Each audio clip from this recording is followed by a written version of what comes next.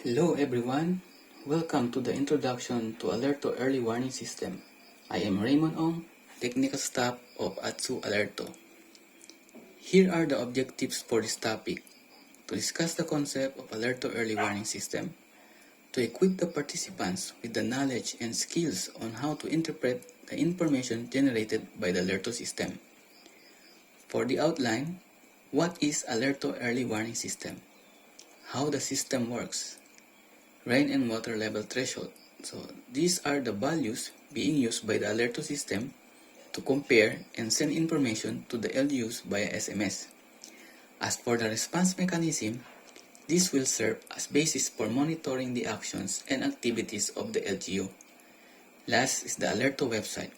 It's the different features and how to navigate it. How the system works. The automated water level and rain monitoring using near real-time observation, or ALeRTO, is an early warning system developed by the Ateneo de Zamboanga University, USA per Mindanao Samba Sulta program in 2018. The system makes use of the existing sensors, that is the automated rain gauges, or the ARGs, and the automated water level sensors, or the AWLS, of the DOST Advanced Science and Technology Institute, which were installed in the different river system in the region.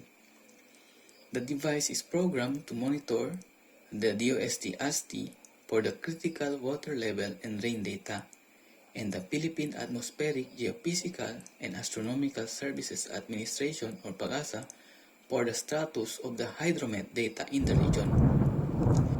For instance, when there is a local weather disturbances, the sensors, which are the ARGs and the AWLS, upload the data to the DOST ASTI central server. What the ALeRTO system does, the data is fetched from the ASTI server and processed by the ALeRTO system, wherein the threshold for the rain and water level were being compared.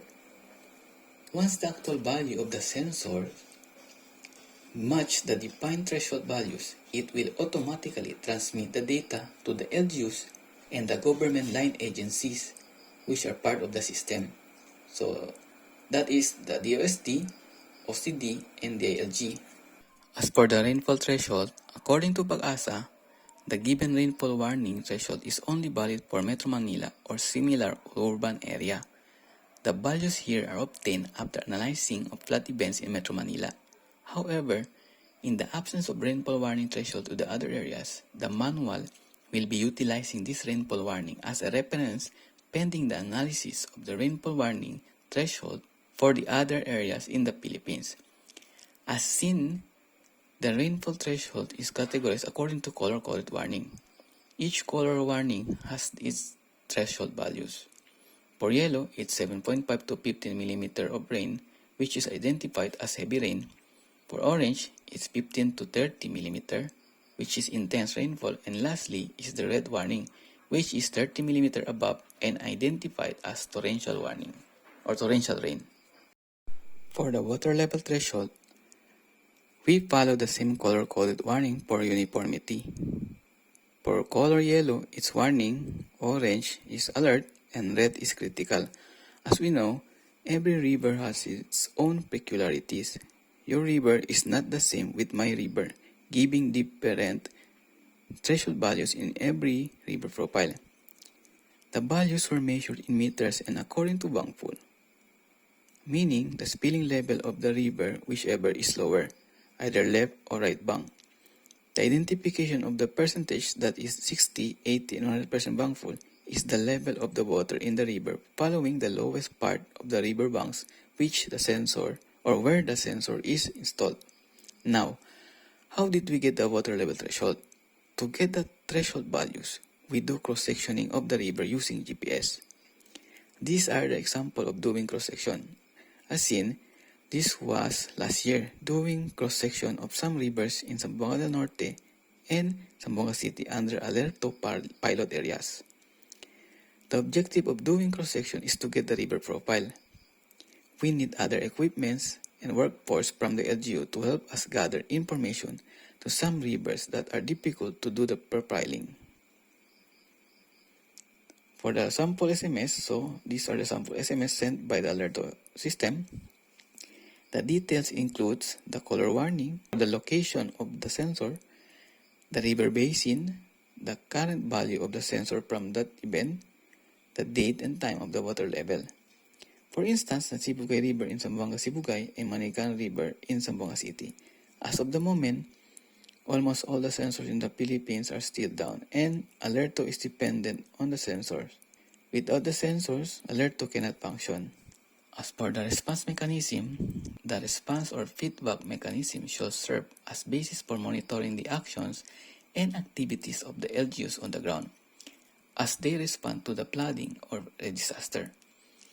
It provides predetermined responses based on the advisory parallel to the local action plan and is available in the ALeRTO website. Once checked or selected, the responses are saved to the database and cannot be altered or deleted. There are 3 color warnings in the ALeRTO early warning system: the yellow, orange, and red. For every color warning, the LGU is expected to take a particular action or responses. For the responses, the generated responses from ALeRTO early warning system were the result of the workshop and consultations conducted with the ALeRTO pilot LGUs in the Zamboanga Peninsula and the regional line agencies in Region 9. The information and actions to take for each color-coded warnings above is a consensus from all the participants after the discussion, agreement, and disagreements and due deliberations. These predetermined responses are parallel with the baseline responses shown in the local action plan or the LAP of the LGUs. Once the LGU receives the ALeRTO SMS, the next step is to check the ALeRTO website and input the required activities or responses to the LGUs made after receiving the SMS. All ALeRTO color-coded warnings and responses will be stored in the database of the ALeRTO, and access will be made available to the LGUs for historical data mining of ALeRTO color warnings and responses. Government line agencies such as DILG, OCD, DOST, and DSWD will be able to monitor the different actions and activities that the LGUs were able to accomplish. As for the ALeRTO website, so this is the ALeRTO website. We integrated some features from other websites which is part of the monitoring, like the near real-time monitoring of sensors, the DOST Pag-asa weather updates, earthquake bulletin, historical data extraction, response mechanism, and user registration. You can visit the website through this link, the rdrrmc9-alerto.com. One of the features is the river status, where you can view all the status of the sensors under ALeRTO pilot areas, showing the list of sensors under ALeRTO and the river basins assigned, regions, the sensor's locations, type of sensor, the status, timestamp, and the current value. For the status, the icon will change its color depending on the value in comparison with the threshold values. Second is the weather updates page from Pag-asa website. This is the 24-hour forecast and the satellite image along with the rainfall and thunderstorm warnings. You can visit the Bagong Pag-asa website for more. Third is the earthquake bulletin to know the current situation from PWOX. Another is the historical data extraction, wherein you can extract data from a given sensor at a specific date and time interval. It will show you a graph of the sensor's data and you can download it in CSV format, assuming your sensor is working. For the registration, if you are going to register in the ALeRTO website, just click the sign in button. And a pop-up dialog box will appear. Just click register and it will redirect you to another page. Just input the necessary data. Use your official email address and mobile number for the registration. Only one per LGU can register, that is the head officer of the disaster office. For the river basin assigned, if your river is not on the list, just select other rivers, then click sign up. The system will generate you an email to activate your account. Example of the email activation is shown. Just click activate account and another page will tell you if your account is activated successfully. But wait, there's more. If you encountered a problem regarding the activation, please email us using alertoinob@gmail.com and we will address your queries. After that, assuming you were able to activate your account. As a second security level, you cannot log in right away. We will validate your account to know if you are really connected to that group. This is to limit anyone from registering and using ALeRTO in either way. Since this is online, anyone can view and register. That's why we do this measure for data protection. Once you are already activated and validated, you can now log in. A specific menu for you as a registered user will appear. This is the user settings. Here are the 4 menus: the pending, responded, expired, profile, and logout, which you are going to use. For the pending menu, once you receive the ALeRTO SMS, the data you receive is also mirrored under pending responses in the website. As discussed previously, this is the part where you are going to respond. Following the predefined responses according to the color warnings, a list of warnings will appear on the table if there is an event. What will you do is to click the reply button and a dialog box will appear, showing the color warnings you are replying, the date and time of the event, and the predefined responses.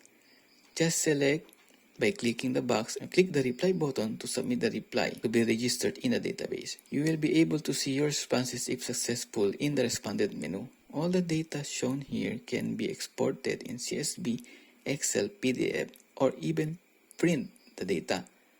As for the expired part, those responses that were not able to respond. For the profile, this is where you can see your registration information and the recipients under contacts.